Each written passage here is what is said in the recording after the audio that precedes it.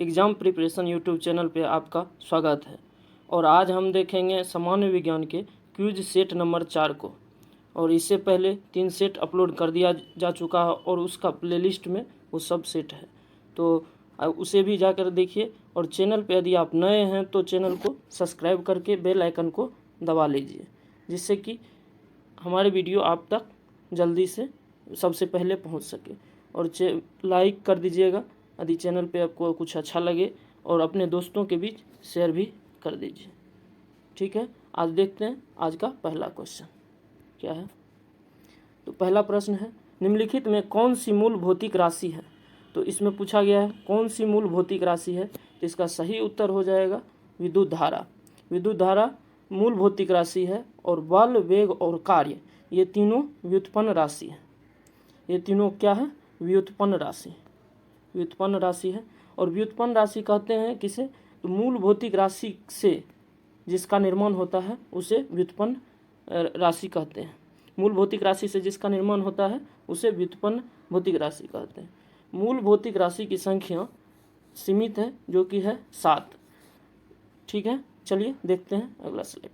अगला स्लाइड में है क्या? मूल भौतिक राशि की संख्या 7 है, जिसमें पहला है लंबाई। लंबाई का एसआई मात्रक होता है मीटर, और इसका सिंबल होता है एम, मीटर एम। उसके बाद है द्रव्यमान। द्रव्यमान का होता है किलोग्राम, और इसका होता है केजी। उसके बाद है समय। समय का होता है सेकेंड, और इसका एस। वहीं ताप, ताप का है केल्विन और के। विद्युत धारा का है एम्पियर और ए। वहीं ज्योति तीव्रता का है कैंडेला CD। पदार्थ का परिमाण का है मोल MOL। ठीक है, तो ये है मूल भौतिक राशि जिसकी संख्या 7 है, इसे आप ध्यान रखिएगा। ठीक है, चलिए देखते हैं आगे क्या है। अगला प्रश्न है प्रश्न संख्या 2। ये क्या कहता है, निम्नलिखित में कौन सी राशि सदिश नहीं है, यानी कि कौन सी राशि अदिश है। अदिश राशि पूछा जा रहा है, तो अदिश राशि कौन है? तो इसमें इसका उत्तर हो जाएगा आयतन। आयतन क्या है? अदिश राशि। और विस्थापन, बल और वेग ये सभी के सभी है सदिश राशि, सदिश राशि है। ठीक है, चलिए देखते हैं कुछ है प्रमुख अदिश भौतिक राशि। तो अदिश राशि कौन सब है? तो इसमें हो जाता है द्रव्यमान, दूरी, चाल, आयतन, कार्य, ऊर्जा, समय, विद्युत धारा, दाब, ताप आदि ये सभी अदिश राशि है। इसे आप ध्यान रखिएगा। सभी बहुत सारी प्रतियोगिता परीक्षा में ये सब से डायरेक्ट सवाल बन जाते हैं कि ऊर्जा कौन सी राशि है, उसके विद्युत धारा कौन सी राशि है। ठीक है, उसी तरह दिया हुआ है प्रमुख सदिश भौतिक राशि। तो कुछ सदिश राशि दिया हुआ है विस्थापन, वेग, बल, त्वरण, संवेग, कोणीय संवेग ये सभी सदिश राशि है। तो इसे भी आप ध्यान रखिएगा। किसी भी तरह से क्वेश्चन पूछ सकता है कि निम्नलिखित में कौन सदिश है, कौन अदिश है। तो यदि आप इतना को ध्यान रखते हैं तो आपका काम हो जाए। ठीक है, चलिए देखते हैं अगला क्वेश्चन। अगला क्वेश्चन है प्रश्न संख्या 3। निकट दृष्टि दोष दूर करने के लिए निम्नलिखित में से कौन सा लेंस का प्रयोग किया जाता है। तो निकट दृष्टि दोष दूर करने के लिए किसका प्रयोग किया जाता है? उसमें होता है अवतल लेंस। अवतल लेंस का प्रयोग किया जाता है निकट दृष्टि दोष दूर करने के लिए, और अवतल लेंस को ही कहते हैं कॉनकेव लेंस, कॉनकेव लेंस। तो इसका सही उत्तर हो जाएगा ऑप्शन सी, यानी कि कॉनकेव लेंस। कॉनकेव लेंस से क्या दूर किया जाता है? निकट दृष्टि दोष को दूर किया जाता है। ठीक है, उसके बाद है कॉन्वेक्स, इसे कहते हैं उत्तल लेंस। क्या कहते हैं? उत्तल लेंस। उत्तल लेंस से क्या होता है? दूर दृष्टि दोष को दूर किया जाता है, दूर दृष्टि दोष को दूर किया जाता है उत्तल लेंस से। ठीक है, उसके बाद है सिलिंड्रिकल यानी वर्तुलाकार। तो इससे क्या होता है? अबिंदुकता के उपचार में सिलिंड्रिकल लेंस का प्रयोग किया जाता है। ठीक है, चलिए आगे देखते हैं। इंपॉर्टेंट पॉइंट्स हैं, जैसे अवतल दर्पण का प्रयोग किसमें किसमें होता है। तो अवतल दर्पण का प्रयोग किया जाता है दाढ़ी बनाने वाले दर्पण में, यानी जो आप दाढ़ी बनाते हैं हजाम, इसको हजाम भी बोला जाता है, हजामती दर्पण अवतल दर्पण को कहा जाता है। उसी तरह सर्च लाइट में, वाहनों के हेडलाइट में, दंत चिकित्सक के द्वारा प्रयोग में लाया जाता है अवतल दर्पण को। उसी तरह है उत्तल दर्पण। उत्तल दर्पण का प्रयोग क्या है? गाड़ी के साइड मिरर के रूप में उत्तल दर्पण का प्रयोग किया जाता है। ठीक है, चलिए देखते हैं आगे का प्रश्न है प्रश्न संख्या 4, माउस को 2 बार क्लिक करने पर सूचना जाती है। तो माउस को जब हम 2 बार क्लिक करते हैं तो सूचना कहाँ जाती है? तो इसका सही उत्तर हो जाएगा CPU में। CPU में जब माउस को हम 2 बार क्लिक करते हैं तो CPU में सूचना जाती है। और CPU को कंप्यूटर का मस्तिष्क भी कहा जाता है। CPU को क्या कहा जाता है? कंप्यूटर का मस्तिष्क भी कहा जाता है। वहीं हार्ड ड्राइव में हम डाटा को सेव करके रखते हैं। जितने भी डाटा होता है कंप्यूटर में उस सब को हम हार्ड ड्राइव में सेव करके रखते हैं। ठीक है, चलिए देखते हैं आगे कुछ इंपॉर्टेंट पॉइंट्स हैं। जैसे कंप्यूटर का पिता किसे कहा जाता है? तो कंप्यूटर का पिता कहा जाता है चार्ल्स बेबेज को। वहीं इलेक्ट्रॉनिक कंप्यूटर का जनक किसे कहा जाता है? डॉक्टर एलन एम ट्यूरिंग को। इलेक्ट्रॉनिक कंप्यूटर का जनक डॉक्टर एलन एम ट्यूरिंग को। वहीं भारत का प्रथम सुपर कंप्यूटर कौन है? परम 8000। इसे 1991 में स्थापित किया गया था, परम 8000 को। उसके बाद भारत द्वारा निर्मित प्रथम कंप्यूटर कौन है? TIFRAC टेफरेक, जो 1962 में बन गया था। भारत द्वारा निर्मित प्रथम कंप्यूटर है। और भारत द्वारा प्रथम सुपर कंप्यूटर परम 8000। उसके बाद है LAN, इसका फुल फॉर्म क्या होता है? Local area network. ठीक है, उसके बाद है WWW का आविष्कार किसने किया था? तो इसका आविष्कार किया था टिम बर्नर्स-ली ने। ठीक है, इस सब पॉइंट को आप बहुत अच्छी तरीक़ा से याद रखिए। ठीक है, आगे देखते हैं।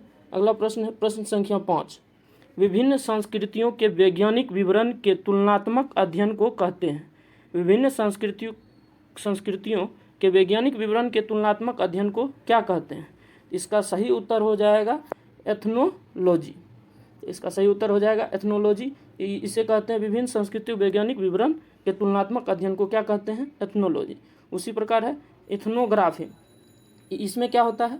किसी विशिष्ट संस्कृति का अध्ययन किया जाता है इथनोग्राफी में, यानी कि कोई भी विशिष्ट संस्कृति हो उसका अध्ययन इथनोग्राफी के द्वारा किया जाता है। ठीक है, उसके बाद है इथोलॉजी। इथोलॉजी में क्या होता है? इथोलॉजी में मानव सहित सभी जंतुओं के व्यवहार का अध्ययन किया जाता है। मानव सहित सभी जंतुओं का व्यवहार के अध्ययन किया जाता है इथोलॉजी में। ठीक, उसके बाद है एथिक्स। एथिक्स में क्या होता है? नैतिक आचार्य तथा कर्तव्य का मनोवैज्ञानिक अध्ययन किया जाता है। नैतिक आचार तथा कर्तव्यों का मनोवैज्ञानिक अध्ययन किया जाता है एथिक्स में। ठीक है, चलिए देखते हैं आगे कुछ पॉइंट है दिया हुआ इंपॉर्टेंट पॉइंट। इसमें है इक्थियोलॉजी। इक्थियोलॉजी में क्या होता है? मत्स्य की संरचना, कार्यकी का इत्यादि का अध्ययन किया जाता है। किसमें? इक्थियोलॉजी में। याद रखिएगा, इक्थियोलॉजी में क्या किया जाता है? मत्स्य की संरचना, कार्यकी इत्यादि, मत्स्य की संरचना और उसके कार्य का अध्ययन किया जाता है इक्थियोलॉजी में। उसी तरह है एंटेमोलॉजी। एंटेमोलॉजी में कीटों का वैज्ञानिक अध्ययन किया जाता है एंटोमोलॉजी में। ठीक, उसके बाद है पैरासिटोलॉजी। पैरासिटोलॉजी में क्या होता है? परजीवी जीवों का अध्ययन किया जाता है। उसी तरह है मेलेकोलॉजी।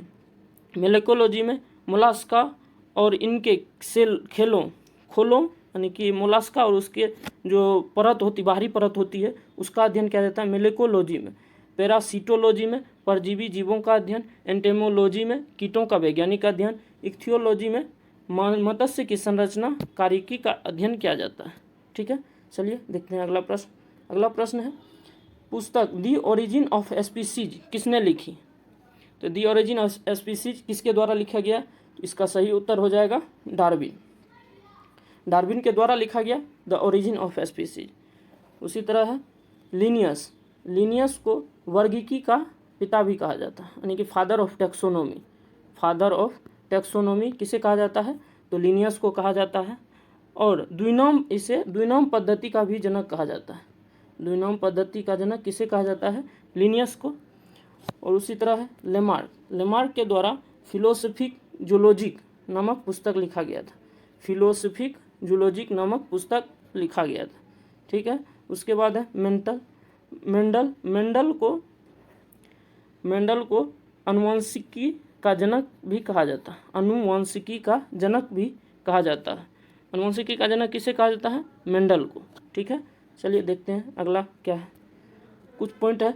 उत्परिवर्तन का सिद्धांत किसके द्वारा दिया गया? उत्परिवर्तन का सिद्धांत दिया गया है होगियो डी ब्रिज के द्वारा।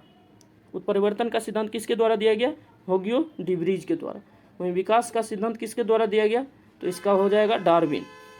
एक जीन एक एंजाइम की परिकल्पना किसके द्वारा, बीडल और टेटम के द्वारा। एक जीन एक एंजाइम की परिकल्पना बीडल और टेटम के द्वारा। ओपेरॉन अवधारणा किसके द्वारा दिया गया, जेकब और मोनोड द्वारा। जेकब और मोनोड द्वारा क्या दिया गया, ओपेरॉन अवधारणा। उत्परिवर्तन का सिद्धांत वो ग्योडिब्रिज। विकास का सिद्धांत डार्विन के द्वारा। एक जीन एक एंजाइम की परिकल्पना बीडल और टेटम के द्वारा। ओपेरॉन अवधारणा जेकब और मेनोड के द्वारा। ठीक है, चलिए देखते हैं अगला प्रश्न। अगला प्रश्न है प्रश्न संख्या 7। शरीर का तापक्रम नियंत्रित करता है, शरीर का तापक्रम नियंत्रित करता है। इसका सही उत्तर हो जाएगा हाइपोथैलेमस। हाइपोथैलेमस शरीर के तापक्रम को नियंत्रित करता है। वही है मेडुला ऑब्लोंगाटा। इससे शरीर में बहुत सारे, मस्तिष्क में बहुत सारी प्रक्रिया को नियंत्रित किया जाता है, जिसमें है भूख का लगना, भूख प्यास, प्यार मोहब्बत, घृणा, उसके बाद हार्ट बीट का नियंत्रण, खांसने छींकने उल्टी, ये सभी का नियंत्रण किसके के द्वारा किया जाता है, मेडुला ऑब्लोंगाटा के द्वारा। उसी तरह है सेरेबेलम। सेरेबेलम से क्या होता है, तो सेरेबेलम से शरीर का संतुलन बनाए रखने का कार्य किया जाता है। शरीर को संतुलित करने का कार्य सेरेबेलम के द्वारा किया जाता है। तो उसी तरह है मस्तिष्क का सबसे बड़ा भाग कौन होता है, सेरिब्रम होता है। सेरिब्रम होता है मस्तिष्क का सबसे बड़ा भाग, और इसका कार्य होता है ऐच्छिक क्रिया एवं स्मरण शक्ति को नियंत्रण करता है। ऐच्छिक क्रिया और स्मरण क्षमता को नियंत्रित करता है कौन, सेरिब्रम। और सेरिब्रम मस्तिष्क का सबसे बड़ा भाग होता है। ठीक है, चलिए देखते हैं आगे। आगे दिया हुआ इंपॉर्टेंट पॉइंट, मंटू परीक्षण, मंटू टेस्ट किस रोग से संबंधित है। मंटू टेस्ट किस रोग से संबंधित है, तो इसका सही उत्तर हो जाएगा टीबी। टीबी दिया हुआ है। उसके बाद अंक के भय, यानी कि कोई भी डिजिट से जो डर लगता है उसे कहते हैं न्यूमरोफोबिया। रडार का है, रडार का रेडियो डिटेक्शन एंड रेंजिंग, इसका फुल फॉर्म होता है। रोहा नामक बीमारी किस अंग से संबंधित है, इसका हो जाएगा आँख से। वह स्थिति जिसमें मानव शरीर का ताप सामान्य से घट जाता है कहलाता है हाइपोथर्मिया। वह स्थिति जिसमें मानव शरीर का ताप सामान्य से घट जाता है क्या कहलाता है, हाइपोथर्मिया। तो ये सभी पॉइंट को बहुत अच्छी तरीक़ा से याद रखना है। ठीक है, चलिए देखते हैं आगे। अगला क्वेश्चन है, परमाणु जिनमें प्रोटॉनों की संख्या समान परंतु न्यूट्रॉनों की संख्या भिन्न भिन्न रहती है क्या कहलाते हैं। यानी प्रोटॉन की संख्या समान और न्यूट्रॉन की संख्या भिन्न, तो उसे कहते हैं आइसोटोप्स, यानी कि समस्थानिक कहते हैं किसे, जिसमें परमाणु प्रोटॉनों की संख्या समान और न्यूट्रॉनों की संख्या भिन्न होता। उसी तरह है समभारिक, यानी कि समदाबिक या समभारिक, उसे आइसोबार। आइसोबार में क्या होता है, द्रव्यमान संख्या इसमें बराबर होता है और परमाणु संख्या भिन्न होता है। परमाणु संख्या मतलब प्रोटॉनों की संख्या भिन्न और इसमें द्रव्यमान संख्या बराबर होता है, तो उसे कहते हैं समभारिक, यानी कि आइसोबार्स। उसी तरह है समन्यूट्रॉनिक। समन्यूट्रॉनिक किसे कहते हैं, न्यूट्रॉनों की संख्या बराबर होती है, उसे समन्यूट्रॉनिक कहते हैं। ठीक है, उसी तरह है समावयवी आइसोमर्स। आइसोमर्स किसे कहते हैं, वे कार्बनिक यौगिक जिनके अणुसूत्र समान होते हैं लेकिन भौतिक और रासायनिक गुण भिन्न होते हैं। अणुसूत्र तो समान होते हैं लेकिन भौतिक और रासायनिक गुण उसके भिन्न होते हैं, उसे कहते हैं समावयवी। ठीक है, चलिए देखते हैं आगे। आगे है इलेक्ट्रॉन का खोज किसने किया, तो जे थॉमसन। प्रोटॉन का खोज तो गोल्डस्टीन। न्यूट्रॉन की खोज जेम्स चैडविक। पॉजिट्रॉन का खोज एंडरसन। और न्यूट्रॉनों की खोज युकावा के द्वारा किया गया। ठीक है, ये सभी पॉइंट को बहुत अच्छी तरीक़ा से याद रखना है। ठीक है, चलिए देखते हैं आगे। अगला क्वेश्चन है प्रश्न संख्या 9, निम्नलिखित तत्वों में कौन सर्वाधिक यौगिक निर्माण करता है। इसमें कहता है सर्वाधिक यौगिक का निर्माण कौन सा तत्व करता है, इसका सही उत्तर हो जाएगा कार्बन। कार्बन सर्वाधिक तत्वों का निर्माण करता है। वहीं हाइड्रोजन को भविष्य का ईंधन कहा जाता है। भविष्य का ईंधन किसे कहा जाता है, तो हाइड्रोजन को कहा जाता है। और नाइट्रोजन वायुमंडल में पाए जाने वाला सर्वाधिक मात्रा में गैस है कौन, नाइट्रोजन। वायुमंडल में सर्वाधिक मात्रा में पाए जाने वाला गैस नाइट्रोजन। और ऑक्सीजन श्वसन के रूप में मानव द्वारा लिया जाता है और इसे आग लगाने वाली गैस भी कहते हैं। आग लगाने वाली गैस भी ऑक्सीजन को कहते हैं। ठीक है, उसके बाद आज का अंतिम प्रश्न, प्रश्न संख्या 10, ये क्या कहता है, क्रोमेटोग्राफी की तकनीकी का प्रयोग होता है। यानी क्रोमेटोग्राफी द्वारा क्या किया जाता है, ये पूछा जा रहा है। तो इसका सही उत्तर हो जाएगा एक मिश्रण से पदार्थों को अलग करने में किसका प्रयोग किया जाता है, तो क्रोमेटोग्राफी का प्रयोग किया जाता है। इसका सही उत्तर हो जाएगा डी, यानी कि एक मिश्रण से पदार्थों को अलग करने में किसका प्रयोग किया जाता है, क्रोमेटोग्राफी। वही इसी तरह से पूछा जाता है। ठीक है, चलिए तो आज बस इतना ही। तो यदि आप चैनल पे नए हैं तो चैनल को सब्सक्राइब कीजिए, और यदि कुछ आपको अच्छा लगे तो इसे लाइक कर दीजिए और अपने दोस्तों के बीच शेयर कीजिए, जिससे सभी को कुछ फ़ायदा पहुंच सके। ठीक है, यहाँ तक वीडियो देखने के लिए थैंक यू। जय हिंद, जय भारत।